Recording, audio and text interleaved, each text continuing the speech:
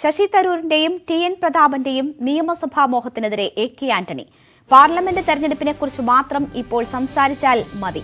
KPCC. നിർവാഹക സമിതി യോഗത്തിലാണ് ആന്റണിയുടെ നിർദ്ദേശം. തെരഞ്ഞെടുപ്പിന് ഒരുങ്ങാൻ സമയമായെന്നും ആന്റണി ഓർമ്മിപ്പിച്ചു. വി. അരുൺ ചേരുന്നു വിവരങ്ങളുമായി. അരുൺ, സ്ഥാനാർത്ഥി മോഹം പറഞ്ഞ നേതാക്കൾക്കെല്ലാം ഉള്ള മറുപടി അല്ലെങ്കിൽ സന്ദേശമാണ് എ.കെ. ആന്റണി നൽകിയിരിക്കുന്നത്. എങ്ങനെയാണ് നിർവാഹക സമിതിയിൽ ചർച്ചകൾ പുരോഗമിക്കുന്നത്? നിർവാഹക സമിതിയിലെ തന്റെ പ്രസംഗത്തിലാണ് എ.കെ. ആന്റണി കൃത്യമായ നിർദ്ദേശം നൽകിയത്. ഇന്നലെ ഹൈക്കമാൻഡും അത്തരം നിർദ്ദേശം താരിഖ് അൻവറിനോട് നൽകിയിരുന്നു.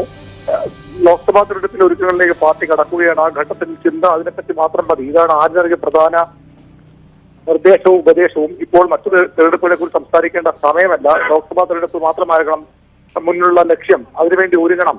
ഇതാണ് ആന്റണി നിർദ്ദേശം.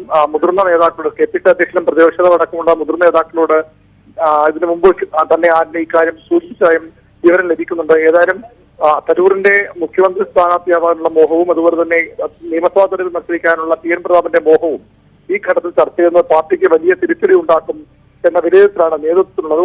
ചർച്ചകൾ തടയാനുള്ള നീക്കവുമായി നേതൃത്വം മുന്നോട്ട് പോകുന്നത്. നിർവാഹക സമിതി സംബന്ധിച്ച ഔദ്യോഗിക അറിയിപ്പ് ഉണ്ടാകാനും സാധ്യതയുണ്ട്. ശരി, വി. അരുണാണ് വിവരങ്ങൾ നൽകിയത്. അതേസമയം ശശി തരൂർ എംപിയുടെ രണ്ടാം മലബാർ പര്യടനത്തിൽ മുഖ്യമായും കൂടിക്കാഴ്ചകളാണ്. മുസ്ലിം മത സംഘടനാ നേതാക്കളുമായാണ് കൂടിക്കാഴ്ചകൾ. മലപ്പുറത്ത് ജില്ലാ പഞ്ചായത്ത് സംഘടിപ്പിച്ച പരിപാടി ഉദ്ഘാടനം ചെയ്ത തരൂർ പി.കെ. കുഞ്ഞാലിക്കുട്ടിക്കൊപ്പം വേദി പങ്കിടുകയും ചെയ്തു. സമുദായ നേതാക്കളെ കാണുന്നതിൽ തെറ്റെന്തെന്ന് ചോദിച്ച തരൂർ മുഖ്യമന്ത്രി സ്ഥാനാർത്ഥി ചർച്ച ഇപ്പോൾ തുടങ്ങുന്നതിൽ പ്രസക്തിയില്ലെന്ന് വ്യക്തമാക്കി. 2 മാസത്തിനിടെ ശശി തരൂർ മലബാറിലെത്തുന്നത് ഇത് രണ്ടാം തവണ. ഇത്തവണത്തെ പര്യടനത്തിൽ ശ്രദ്ധേയം മുസ്ലിം മതസംഘടനാ നേതാക്കളുമായുള്ള കൂടിക്കാഴ്ചയാണ്. മലപ്പുറം ജില്ലയിൽ ആദ്യം വേദി പങ്കിട്ടത് പി.കെ. കുഞ്ഞാലിക്കുട്ടിക്കൊപ്പം ജില്ലാ പഞ്ചായത്തിന്റെ 100K കേഡേഴ്സിന്റെ ഉദ്ഘാടന സമ്മേളനത്തിൽ.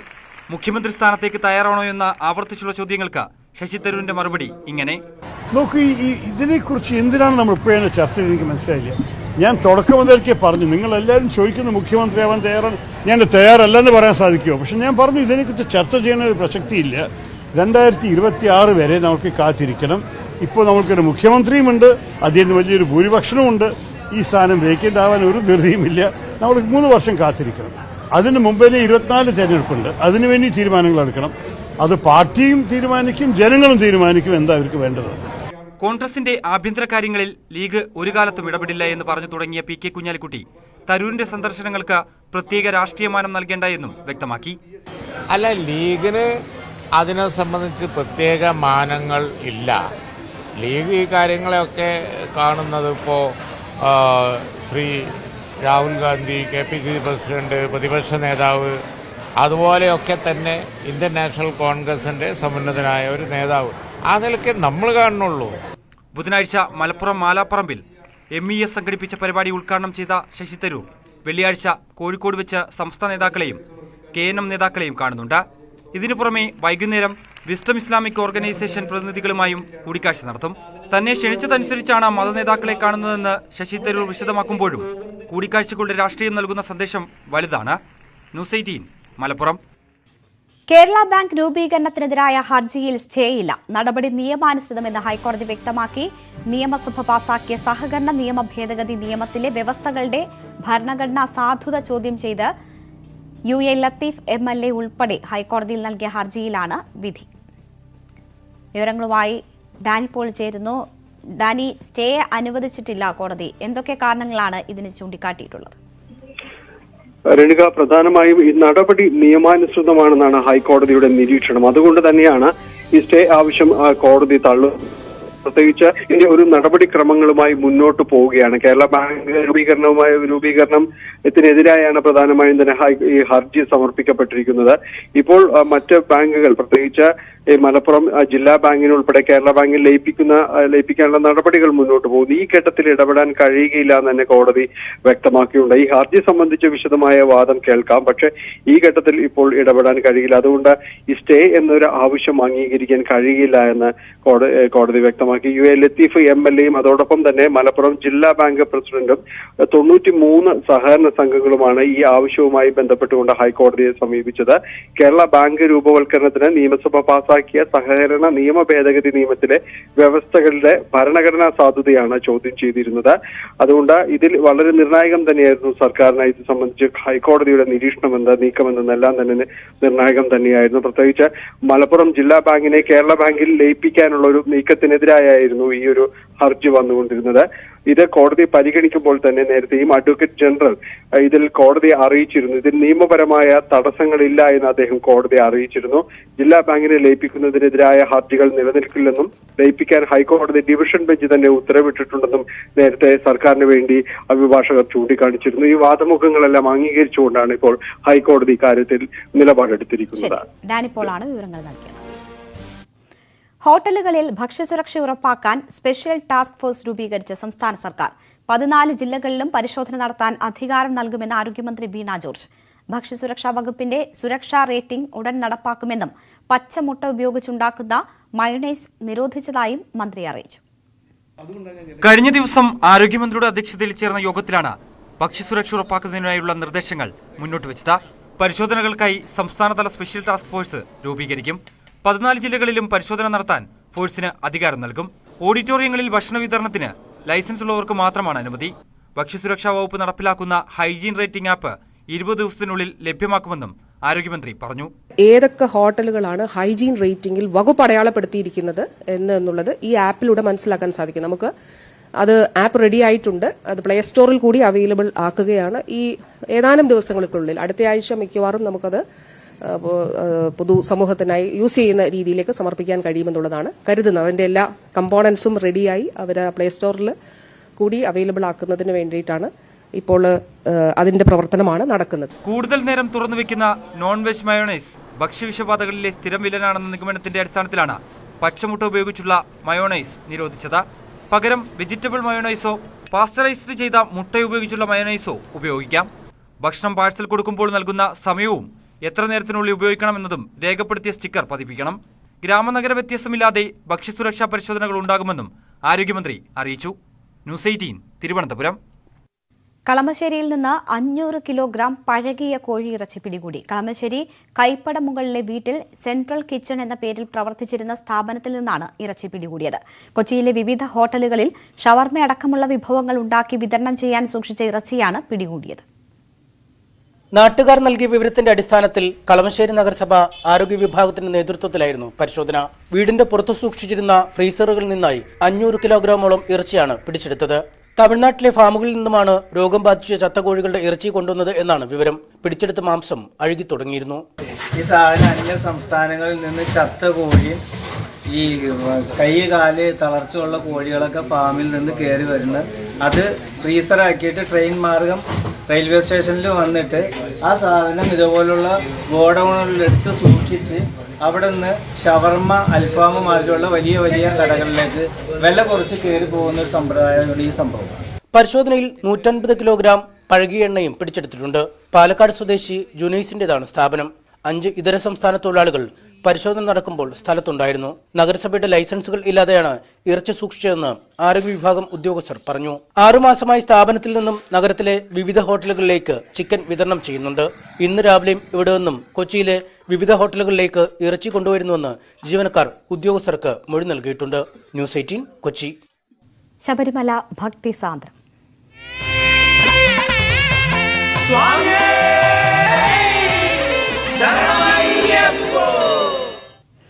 മകരവിളക്കിന് ശബരിമല അയ്യപ്പ വിഗ്രഹത്തിൽ ചാർത്താനുള്ള തിരുവാഭരണവും വഹിച്ചുള്ള ഘോഷയാത്ര പന്തളത്ത് നിന്ന് പുറപ്പെട്ടു. പന്തളം വലിയ കോയിക്കൽ ക്ഷേത്രത്തിൽ നിന്നാണ് ഘോഷയാത്ര പുറപ്പെട്ടത്. പന്തളം കൊട്ടാരം കുടുംബാംഗം കൈപ്പുഴ മാളികയിൽ കൊട്ടാരത്തിൽ രോഹിണി നാൾ രുക്മിണി തമ്പുരാട്ടി അന്തരിച്ചതിനാൽ രാജപ്രതിനിധി ഘോഷയാത്രയെ അനുഗമിക്കുന്നില്ല. മരണത്തെ തുടർന്ന് വലിയ കോയിക്കൽ ക്ഷേത്രം അടച്ചു.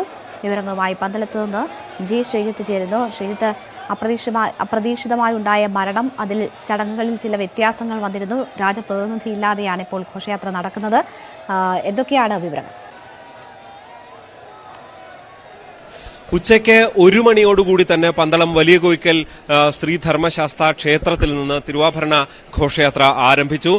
പുലർച്ചെ 4 മണിയോടുകൂടിയാണ് തൊട്ടടുത്തുള്ള ശ്രാമ്പിക്കൽ കൊട്ടാരത്തിൽ നിന്ന് തിരുവാഭരണങ്ങൾ ഈ ക്ഷേത്രത്തിനുള്ളിലേക്ക് കൊണ്ടുവന്നത്. അതിനുശേഷം പുലർച്ചെ മുതൽ ദർശനമായിരുന്നു ഭക്തർക്ക്. 12 മണിവരെ ദർശനം നീണ്ടു നിന്നു.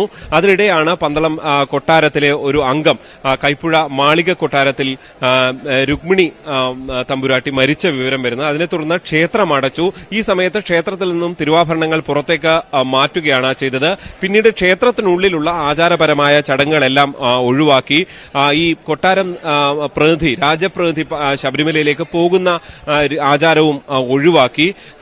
പുലയായതിനാൽ 12 ദിവസം ക്ഷേത്രം അടച്ചിടും. ഇന്ന് വൈകുന്നേരം അയിരൂർ പുതിയകാവ് ദേവീക്ഷേത്രത്തിലാണ് തിരുവാഭരണത്തിന് ഒപ്പമുള്ളവർക്കൊക്കെ വിശ്രമമുള്ളത്.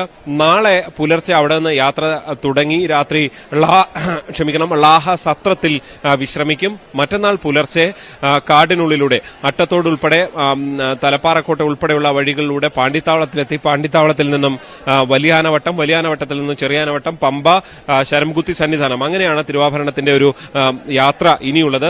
ശരംകുത്തിയിലാണ് ദേവസ്വം ബോർഡ് തിരുവാഭരണത്തെ സ്വീകരിക്കുന്നു. വലിയ തീവെട്ടികളുടെയൊക്കെ അകമ്പടിയോടുകൂടി സന്നിധാനത്തേക്ക് എത്തുന്നു. 18-ാം പടി കടന്നുകൊണ്ട് പ്രധാന പേടകം ശബരിമലയിലേക്ക് എത്തുന്നു. തുടർന്ന് പേടകം തുറന്ന് അയ്യപ്പന് ഈ തിരുവാഭരണങ്ങൾ ചാർത്തിയാണ് ദീപാരാധന ഉണ്ടാകുക. അതിനുശേഷം 7 മണിയോടുകൂടി മകര വിളക്ക് ദർശനവും ഉണ്ടാകും. എന്തായാലും ഇനിയുള്ള ദിവസങ്ങളിൽ കളഭം ഉൾപ്പെടെയുള്ള ചടങ്ങുകൾക്കുള്ള കളഭക്കുടം ഉൾപ്പെടെയുള്ളവയും പന്തളം കൊട്ടാരത്തിൽ നിന്ന് ശബരിമലയിലേക്ക് കൊണ്ടുപോയിട്ടുണ്ട്. ഇത് മാളികപ്പുറത്താണ് സൂക്ഷിക്കുക. എന്തായാലും ഒരു മരണമുള്ളത് കൊണ്ട് തന്നെ ചില ആചാര ചടങ്ങുകൾ ഒഴിവാക്കിയെങ്കിലും തിരുവാഭരണ ഘോഷയാത്ര അത് പൂർവ്വസ്ഥിതിയിൽ തന്നെ നടക്കും. മറ്റ് ശബരിമലയിൽ പന്തളം രാജപ്രതിനിധി പങ്കെടുക്കുന്ന അടക്കമുള്ള ചടങ്ങുകൾ ഇത്തവണ ഉണ്ടാകാനുള്ള സാധ്യത എന്തായാലും ഇല്ല. എന്തായാലും വലിയ ആചാരപ്പെരുമയോടെ ശബരിമലയിലേക്ക് തിരുവാഭരണം പോയിരിക്കുന്നു. ഇനിയുള്ള ദിവസങ്ങൾ മകരവിളക്കിനായുള്ള കാത്തിരിപ്പിലാണ് അയ്യപ്പ ഭക്തർ. ഇമ്മാനുവൽ തോമസിനൊപ്പം പന്തളത്ത് നിന്ന് ജി ശ്രീജിത്ത്, ന്യൂസ് 18. പഴയിടത്തിന് പിന്തുണയുമായി മന്ത്രി വി.എൻ. വാസവൻ. മനുഷ്യ നന്മയും ധാർമ്മികതയും ഉയർത്തിപ്പിടിക്കുന്ന ആളാണ് പഴയിടമെന്ന് മന്ത്രി പറഞ്ഞു. സർക്കാർ പഴയിടത്തിന് ഒപ്പമുണ്ട്. CPM ഗൃഹസന്ദർശനത്തിന്റെ ഭാഗമായാണ് വാസവൻ പഴയിടത്തിന്റെ വീട്ടിലെത്തിയത്. ഞാൻ തിരുമേനി എന്താ ആവശ്യം ഞാൻ തിരുമേനിയോടൊപ്പം ഉണ്ടാവും. അദ്ദേഹത്തിന്റെ മനുഷ്യസ്നേഹപരമായ ഈ സമീപനം എന്നെ ആ സന്ദർഭത്തിൽ ഞങ്ങൾ 15,20,000 പേർക്ക് ഭക്ഷണം കൊടുത്തു. കോട്ടയം മെഡിക്കൽ കോളേജ് കോവിഡ് കാലത്ത് 635 ദിവസം ഭക്ഷണം വളർന്നു. അത് 3000 വിളമ്പ് ദിവസം, 4000 വിളമ്പ് ദിവസം, 3 നേരവും കോവിഡ് രോഗികൾക്ക് കൊടുത്ത ദിവസങ്ങളുണ്ട്. അതിനത്രയോ ഒരു സൗകര്യം ഉണ്ടാക്കി തന്നത് ഇദ്ദേഹമാണ്. വേറെ ആരും ജില്ലയിൽ അപ്പോൾ ആ സമയത്ത് ഞങ്ങൾ സഹായിക്കാൻ പറ്റും. ഞങ്ങൾക്ക് മറ്റെല്ലാം ഉണ്ടാക്കാനുള്ള വിഭവങ്ങളെ കൊണ്ട്, പക്ഷേ ഈ പാത്രങ്ങളെല്ലാം ഇവിടുന്ന് ഉണ്ടാകുമായിരുന്നു. നിങ്ങളുടെ മുമ്പിൽ ഏറ്റവും വലിയ ഗൗരവമൊരു പ്രശ്നമാണ്.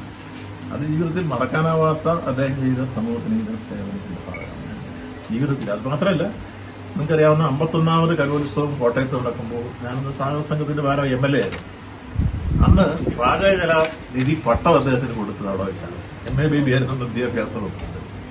ആ സദസ്സിൽ വെച്ച് എത്ര ഭംഗിയായിട്ട് നീറ്റായിട്ട് 51ാമത്തെ കലോത്സവം 2011 അല്ലേ, 2010-11 കാലഘട്ടത്തിൽ നടത്തി. അപ്പം അത്തരത്തിലുള്ള അനുഭവം അതിനൊക്കെ മുമ്പ് തന്നെ ഞങ്ങൾ സൗഹൃദമാണ്. അന്ന് ഒരു കുഴപ്പം കൂടാതെ അന്ന് നമ്മുടെ നെഹ്റു സ്റ്റേഡിയത്തിലായിരുന്നു കൂട്ടുവരാൻ.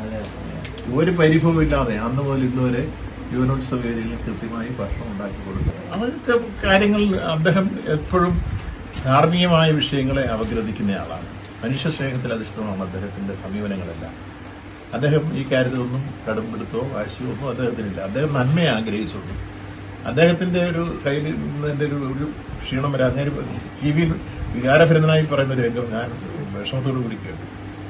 ഞാനും എന്റെ പ്രവർത്തകരും ഈ കലവറക്കിട്ട് കാവലിരിക്കുകയായിരുന്നു. വെച്ച ഭക്ഷണത്തിന് ഒരു ദിവസം അത് കേൾക്കുമ്പോൾ നമുക്കൊരു എത്ര ഉന്നതമായ സാമൂഹ്യ ബോധമാണ് അദ്ദേഹത്തെ ഭരിക്കുന്നത്. രാത്രി മുഴുവൻ ഉറങ്ങാതെ കാവലിരിക്കുന്ന ഭക്ഷണം ഉണ്ടായി. കലോത്സവത്തിലെ വിവാദങ്ങൾ അനാവശ്യമെന്ന് കേന്ദ്രമന്ത്രി വി മുരളീധരൻ. കേരളത്തെ ആശങ്കാജനകമായ സാഹചര്യത്തിലേക്ക് തള്ളിവിടുന്നു. പഴയിടത്തിനും കനകദാസിനും കേരളത്തിൽ ജീവിക്കാൻ കഴിയാതെയാക്കുന്നുവെന്നത് ദുഃഖകരമാണ്. കലോത്സവത്തിലെ സ്വാഗതഗാനത്തെ ആദ്യം മുഖ്യമന്ത്രിയടക്കം അഭിനന്ദിച്ചെത്തിയതാണ്. മുഹമ്മദ് റിയാസും യൂത്ത് ലീഗും താലിബാന്റെ വക്താക്കളാണോ എന്നും വി മുരളീധരൻ ചോദിച്ചു. പഴയിടത്തിന്റെ പാചകം പാടില്ല, കനകദാസിന്റെ പാട്ട് പാടില്ല. പഴയിടം മോഹനൻ നമ്പൂതിരിക്കും കലാകാരൻ കനകദാസിനുമൊക്കെ കേരളത്തിൽ ജീവിക്കാൻ ഭയമാകുന്നു എന്ന് പറഞ്ഞാൽ അത് വളരെ വളരെ ഗുരുതരമായിട്ടുള്ള ഒരു സാഹചര്യമാണ്. കാരണം രണ്ടാളുകളുടെ ജീവിതോപാധിയെ തടസ്സപ്പെടുത്തുന്ന സമീപനം, ആ സമീപനമാണ് ഒരു സ്കൂൾ കലോത്സവത്തിന്റെ പേരിൽ കേരളത്തിലുണ്ടായത്. ഇന്ന് രാജ്യത്തെ യാഥാർത്ഥ്യങ്ങൾ, ലോകത്തിലെ യാഥാർത്ഥ്യങ്ങൾ, ആ യാഥാർത്ഥ്യങ്ങൾ പുതിയ തലമുറയുടെ മുന്നിൽ അവതരിപ്പിക്കുന്നതിനെ മാർക്സിസ്റ്റ് പാർട്ടി മാർക്സിസ്റ്റ് പാർട്ടി മാത്രമല്ല, കോൺഗ്രസ് ഉൾപ്പെടെ ഇവരെല്ലാവരും എന്തിനു ഭയക്കുന്നു, എന്തിന് അത് തടയാൻ ശ്രമിക്കുന്നു? വാർത്തകൾ അവസാനിക്കുന്നില്ല. വാർത്തകൾ ഇടവേളകളില്ലാതെ ന്യൂസ് 18 യൂട്യൂബ് ചാനലിൽ കാണാം.